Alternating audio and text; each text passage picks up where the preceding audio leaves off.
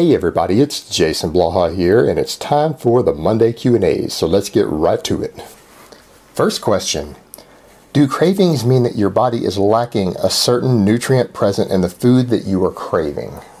Sometimes yes, sometimes no. Now keep in mind, cravings can be caused by a lot of things. They can be caused by changes in dopamine and serotonin levels. They can be caused by depression. They can be caused by stress hormones like cortisol. They do not always necessarily indicate a nutritional deficiency. They can also be triggered by certain food addictions. And an example of that would be cheese, for example. Cheese can be somewhat addictive due to the fact that it can produce casomorphins, which binds to the receptors in the brain that opiates do. And so it can be mildly addictive. So you have foods that can be addictive in that sense, and so you'll crave them. Now, that can indicate vitamin or mineral deficiencies, and what will end up happening is that your body will crave tastes that it associates with those, but it doesn't mean the foods that you're craving actually contain the thing that you're deficient in.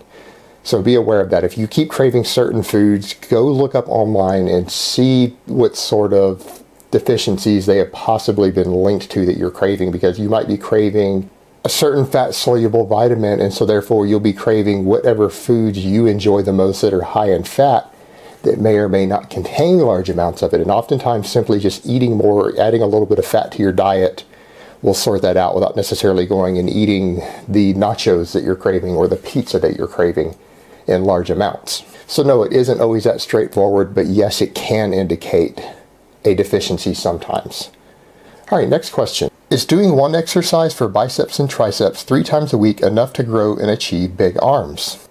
Short answer, probably, particularly if you're also doing compounds for these. If you're also doing rows or chin-ups and you're doing overhead pressing and chest pressing, biceps and triceps are getting a decent amount of stimulation. And then what you're doing with the arm work is you're coming in and you're finishing them off. And it shouldn't take you a lot of work, because the biceps and triceps get a decent amount of work on your big compounds. They are relatively small muscles. They don't need a lot of direct stimulation. And that high frequency is actually worth more than doing higher volume. So yeah, it is very possible, as long as you've picked efficient movements, to go ahead and come and do one set 3 times a week for each and go ahead and stimulate adequate growth. If you're really worried about it and you are concerned it's not enough, do 2 sets. All right, next question. How much higher do you feel a natural bodybuilder can go over their fat-free mass index with good genetics for those with bad genetics? Well, the bad genetics we can't answer, because generally the people who have tried to research this, the experts, and by experts I mean people with master's degrees, PhDs, who have tried to gather information on drug-tested bodybuilders from the past, from previous eras. And people have put a lot of work into this, actually, and they've concluded, and this is reasonably accepted by those who've actually looked at it and studied the data, that it is very, very unlikely for someone not on drugs to reach a fat-free mass index of higher than about 25.